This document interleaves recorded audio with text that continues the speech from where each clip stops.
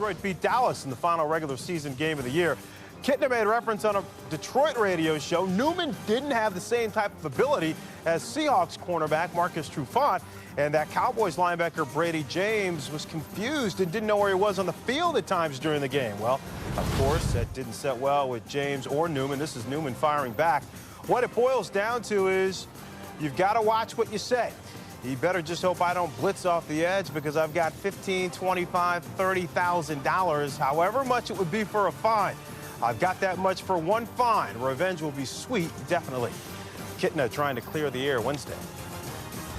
We were having a good time back there. You know, it's my hometown radio station. I talk to them frequently and things like that. And, you know, I understand the radio station fodder and, you know, all that stuff. So we were just trying to have a good time with it. And unfortunately, it's been taken not the way that the tone or the context that it was in, really.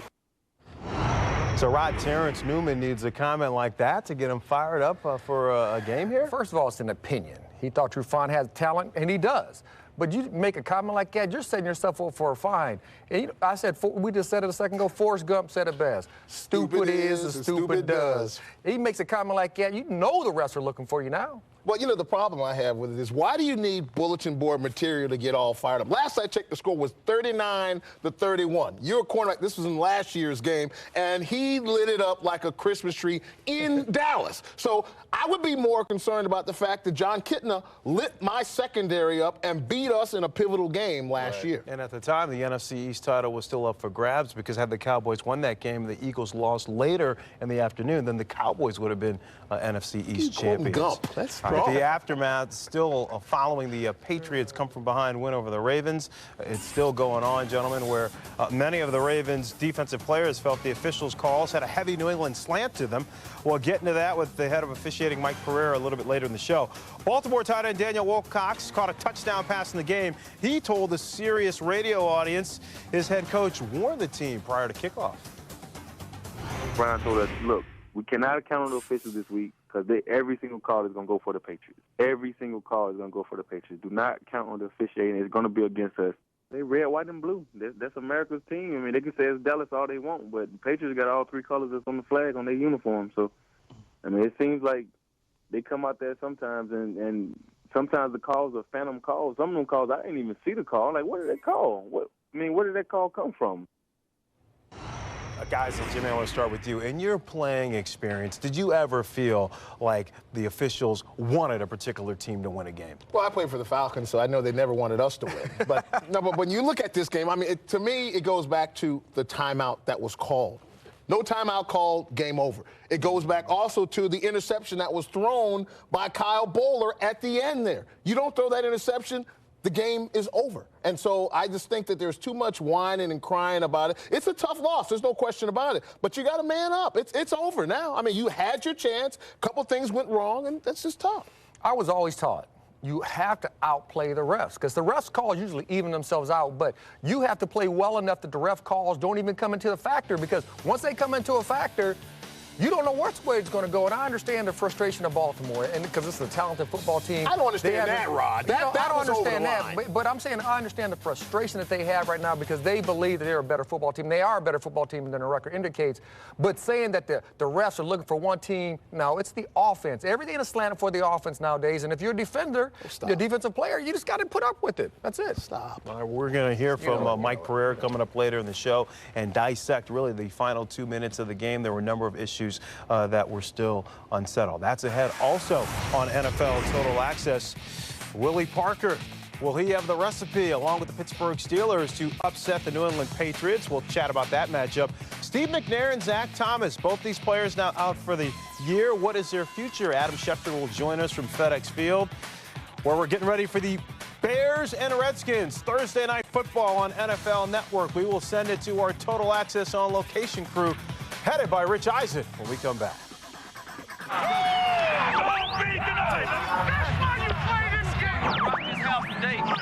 You gotta want to win to win. Yes, sir. You gotta want to win to win. Yes, sir. So let's go win. It's one football over there. And anybody who touches it tonight, they get dealt with. It's game day, baby. We're gonna make it happen. Look, this is gonna be a running game. Okay? It's gonna be a running game. Let's play real football. How way we play. Y'all know we do on three. 1, 2, 3. Woo! We need more people getting to the ball tackling. We need more people getting to the ball tackling. Way to go! Drive that train! Get up, D! Don't be that guy to let us down. That's all I got to say. Don't be that guy. Stay on him! Stay on him! Don't let him breathe! We taking one game at a time. This is our next biggest game right here.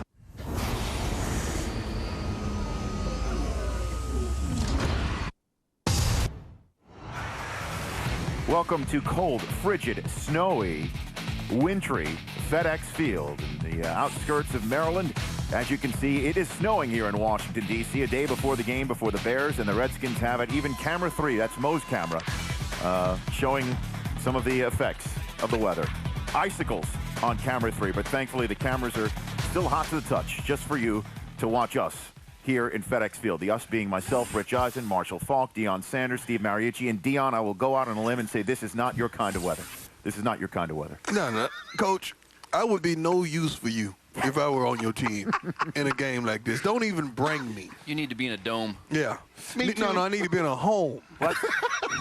Dome is next week when we go to Houston to cover the Texans and the Broncos. That's next week. This one's a game between the Bears and the Redskins. It's not supposed to snow for game day. It's supposed to be brighter skies, but it's still supposed to be quite frigid. Yeah. At any rate, it is a game the Washington Redskins may not want to even play because the last 72 hours for this team, quite eventful. Their last game went down like this, where Joe Gibbs calling timeout shortly before Ryan Lindell's 51-yarder split the upright. So Lindell had to do it again, and Joe Gibbs called timeout again. And after the game, Joe Gibbs admitted he should have known the rule that consecutive timeouts to ice a kicker is unsportsmanlike conduct. So Lindell moved 15 yards closer on the soggy turf here at FedEx Field and then split the uprights as the Redskins lost for a 15th time after leading at halftime in the Joe Gibbs era. And then 12 hours later, the team found itself in South Florida on Monday to bury a teammate at Sean Taylor's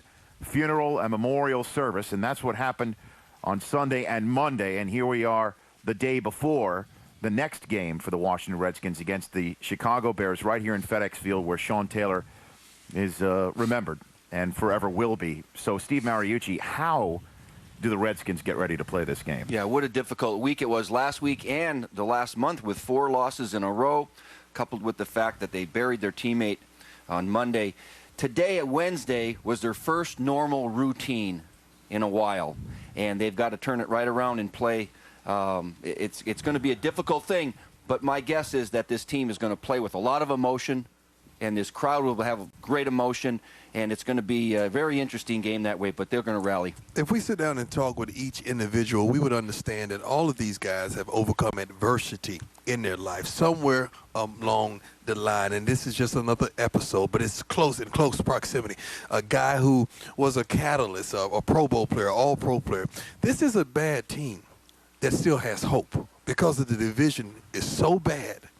This is an average, middle-of-the-road team, not one of the worst, not one of the best, but in the middle of the road. But they still have hope, and they think they're going to grab onto that hope and inspire themselves because of the loss of Sean Taylor and move on with a great push towards the end of the season. I think closure. And when you think about this, you think, okay, maybe the closure of now putting Sean to rest, them getting to see him, because before then it was just suspects and accusations about what happened. Now they get to put him to rest, and now they can move on with the football season and get back to work. And sometimes, and often not, football actually is an avenue to get you away from all the distractions in life. And this game here, unlike last week was probably difficult for them to play. But this game is going to be a game that you'll see a heavy-hearted team come out, and they're going to play hard. And if their mind is on football, then they know this is a game they must have at 5-7. Right. You're still alive in the NFC. You're talking about how weak the conference is. I mean, at 5-7, the Bears are also 5-7. The team that's currently sitting in the wild card position, Arizona, is at 6-6. So this game is very important for both teams that are going to play it right here on FedEx Field on Thursday night. We'll have so much more from this wet, cold, snowy terrain later on NFL Total Access as Joe Gibbs and Lovie Smith, the 2 coaches in this game, placed under the microscope by none other than Steve Sable. Back to our Los Angeles studio where it's warmer next.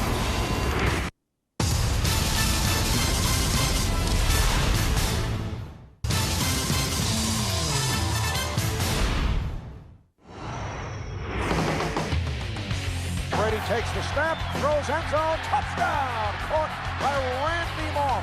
Then in the shotgun, gets the snap. The Red Sea parts. First down and more. Still on his feet. Touchdown, Pittsburgh! To give to Parker. Through a hole at the 5. He's into the end zone for the Pittsburgh Steelers touchdown. Quick out to Welker, makes the catch, breaks the tackle at the 5, 2, 1. High steps it, touchdown, New England. Styles make fights. The tale of the tape between the Steelers and Patriots shows just how good a matchup this should be when we're talking Pats offense versus Steelers defense. Steelers giving up fewer than 13 points and 238 yards per game. But will that be enough to stop the Pats offense that's registered over 39 points and 425 yards per game? You would think the Steelers paid particular attention to the way Baltimore used Willis McGahee against the Pats Monday night. McGahee rushed for a season-high 138 yards, and he got it the hard way, primarily between the tackles. Offensive line did a great job. His longest run was 18 yards. The Patriots should expect a heavy dose of fast Willie Parker Sunday. You saw the way Baltimore ran on him Monday night. I mean, does that perk your eyes up a little bit to see the success they had? I mean, that's, that was very interesting to see them do that. And, that's kind of one of our MOs is being able to run the ball. And I think that, we'll be able to come in and do that. And we've got to be able to run the ball to be effective. And we got to do everything effectively, against this team. But we're going into it like it's the next game on the schedule, which that's what it is.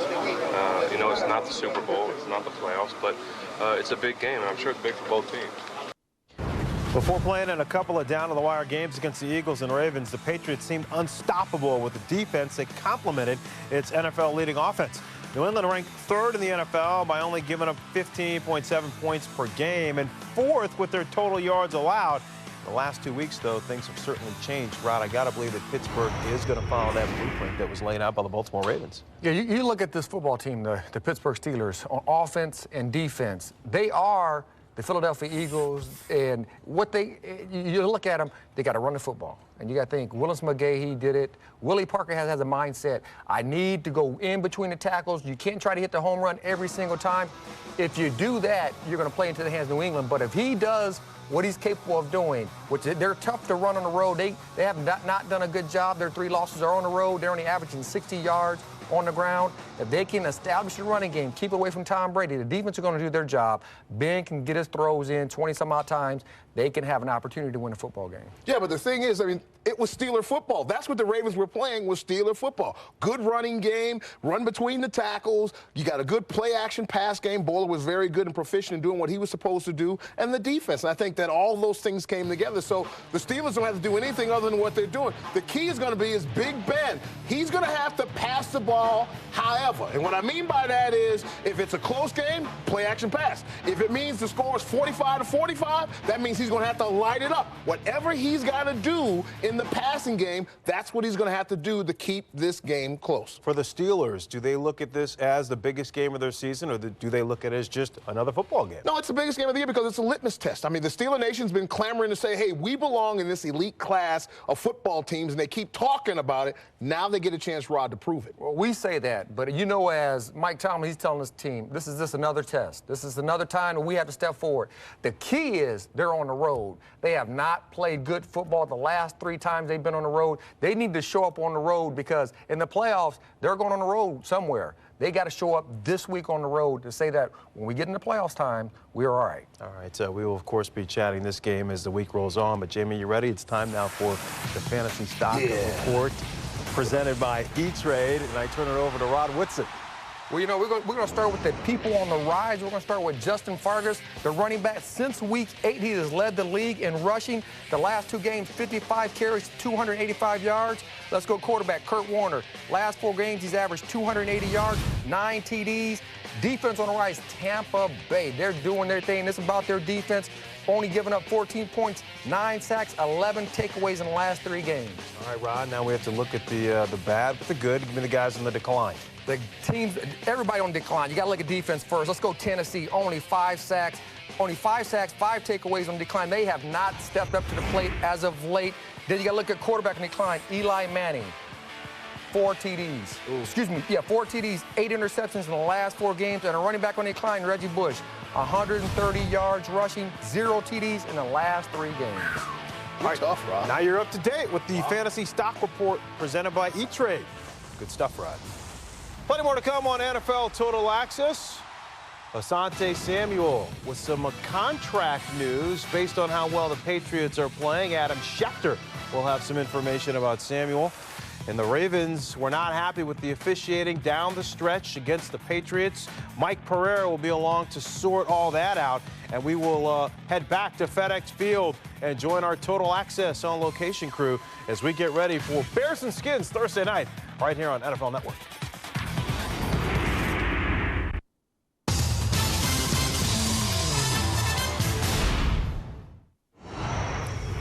A Sports Illustrated photo shoot with Petra Nemkova and no, not that type of shoot, right, Steve?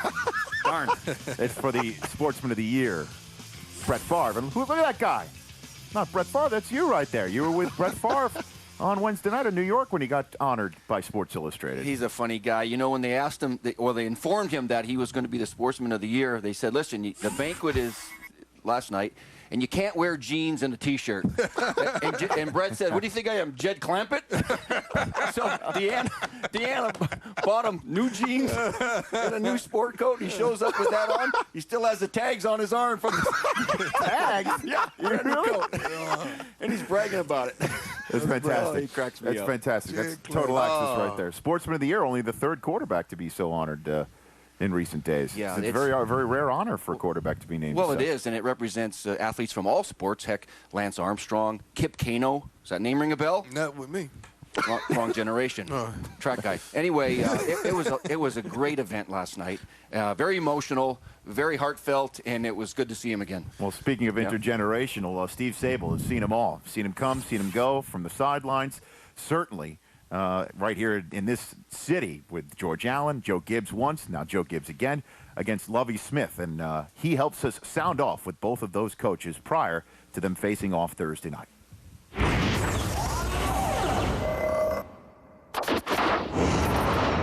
In 2004, Hall of Fame coach Joe Gibbs returned to the sidelines in Washington.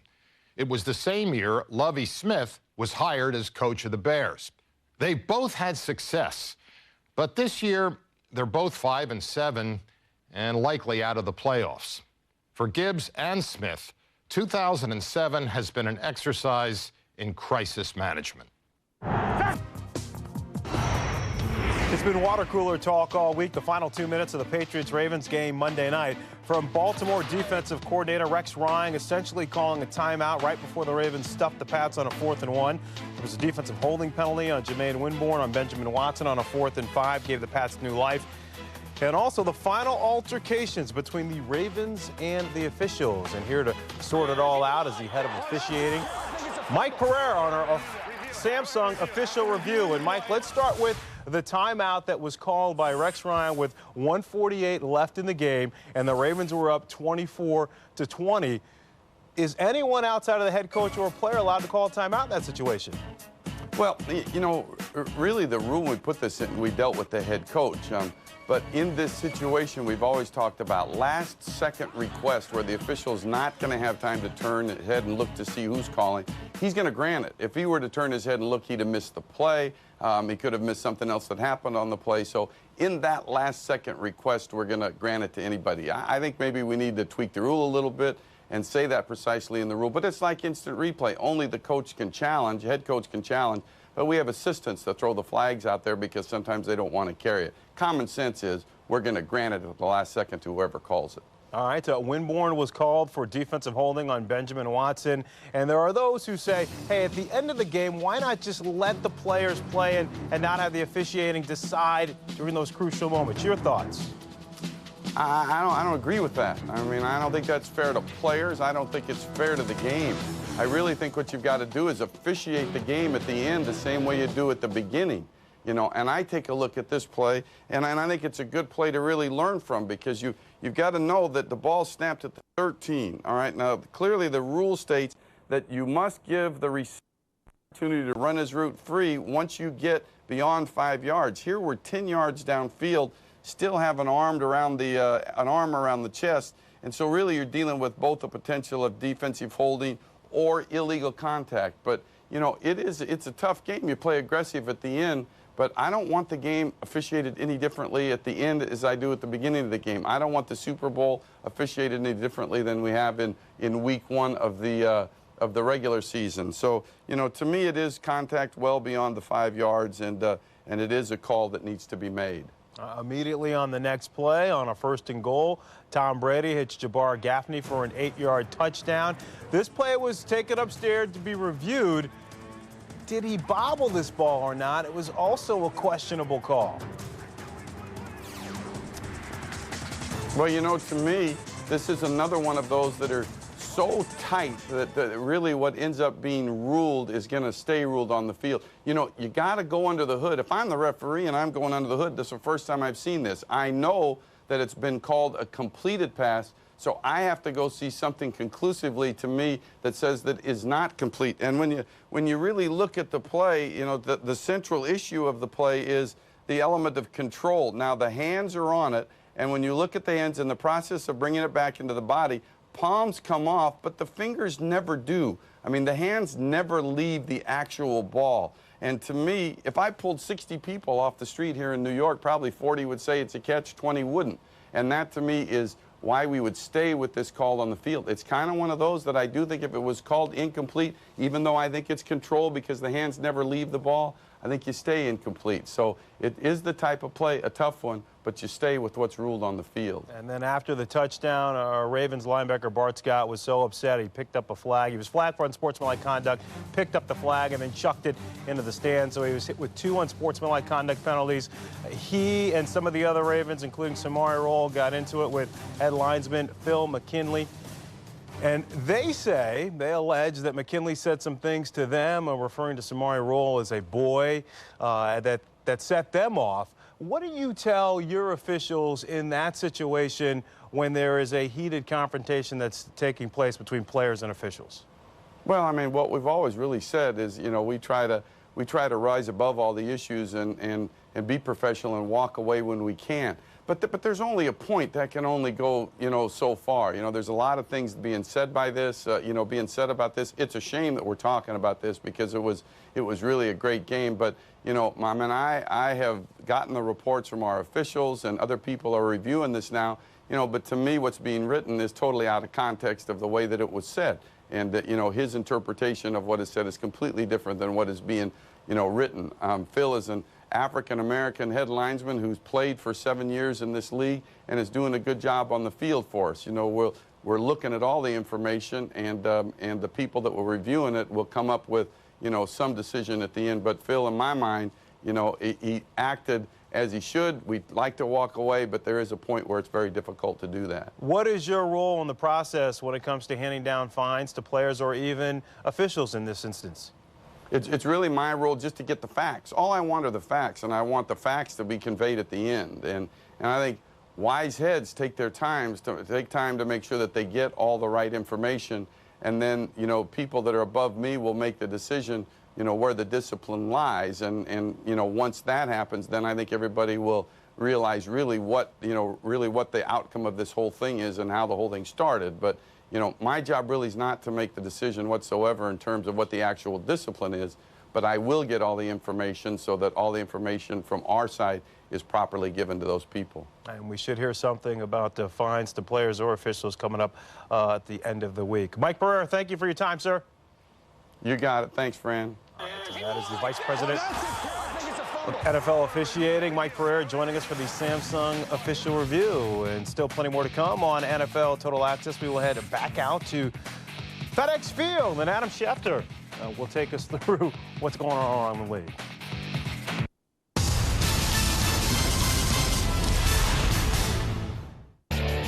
Welcome back to FedEx Field, the first snow day of the year for the D.C. metropolitan area, but the NFL Total Access On Location Doppler Radar 3000 in HD shows clear skies and no snow for kickoff Thursday night between the Bears and Redskins right here. And speaking of right here, Adam Schefter is to give us a personal league spinning. Let's start with Asante Samuel, the shutdown corner, the franchise tagged corner in New England, but he made himself some coin Monday night, apparently. Huh? No question, Rich. 12 was the magic number for Asante Samuel. When the Patriots won their 12th game on Monday night, that clinched the fact that the New England Patriots could not slap their franchise tag on Asante Samuel after this season. That means that when free agency opens on the 1st of March, Asante Samuel will be the most coveted player out there, commanding riches. Last offseason, Nate Clements gets an $80 million deal from the San Francisco 49ers that included $20 million worth of guaranteed money. I have a feeling that Asante Samuel is very well aware of those numbers and will probably easily surpass them. Now, that's the perfect season update. As for the imperfect season update, the Miami Dolphins, if they're going to win a game this year, it seems they're going to do it without Zach Thomas, the heart and soul of that linebacking core. What's his future there in South Florida? That's the real question right now. And you have to ask yourself, who's going to be making these decisions for the Miami Dolphins in the future? Who's going to be the head coach? Who's going to be in the front office? But Zach Thomas right now is scheduled to make $5.85 million next season. He's an aging linebacker who will have some trade value. He wants to play next season despite the migraines this past season. Says he will play. The big question is whether it will be in Miami, and we don't know who will make that decision right now. Well, the same thing can be asked about Steve McNair, also on IR for the rest of the year.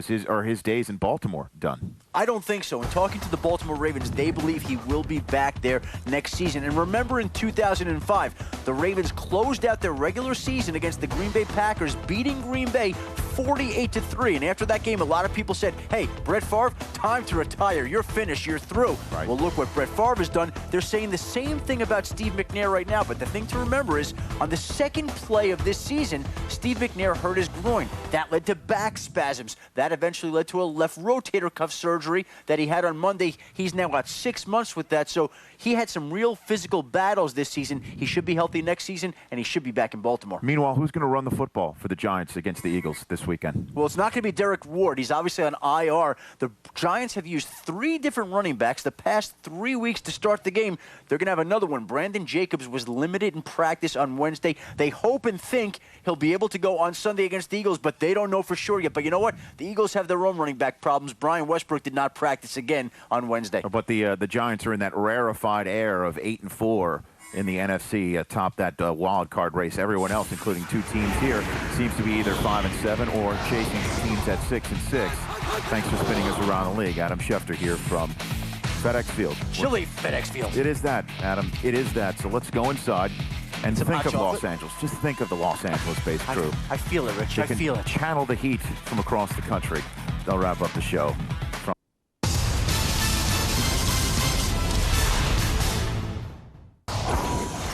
Let's take a look at the top 10 catches from Week 13, and we start with San Diego wide receiver Vincent Jackson with this touchdown grab. And we've expected bigger things from him this year. Yeah, we have. And, you know, Phillip Rivers has certainly struggled this year, but somebody's got to emerge. Chargers won that football game 24-10. Jabbar Gaffney, his lone reception of the night, he made it count, Rod.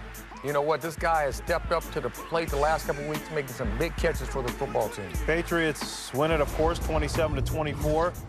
How about Sidney Rice, the rookie, pulling it down? Cadillac wide receiver. I'm telling you, this guy is just a little bit raw. It's going to be nice. This one would have gotten my #1 vote, number 7, Chiefs defensive end Jared Allen. Looking at Jared Allen in the end zone, and it's up in the air. It is going to be caught by Jared Allen, sitting down. Touchdown! Unbelievable! What a catch. What a throw, and what a catch. Also had a couple of sacks in the game. At number 6, Braylon Edwards doing what the coaches always tell you to do, keep playing. That's right, smooth Cadillac wide receiver from the University of Michigan. 67 yards there. Cardinals won the game, though, 27-21. Coming in at number 5, Jerry Porter. Usually when you make a one-handed grab, it's with the lead hand. Watch Porter throw up his left hand and pick it out of the sky. He got some mitts now. I mean, he got some big hands, big physical receiver. Pretty sweet there for Jerry Porter. At number 4, Devery Henderson on this 45-yard touchdown. Reed steps up, throwing deep, looking for Henderson. Oh, what a catch! What a grab by Devery Henderson, 8 yards deep in the end zone. Coming in at number 3, Bernard Berrian with a great grab over his shoulder. Rex Grossman gets a lot of heat for not putting balls where they're supposed to be, but that was a pretty ball. Well, I mean, gosh. Okay, 1 out of how many? Give me a break. Give him some credits.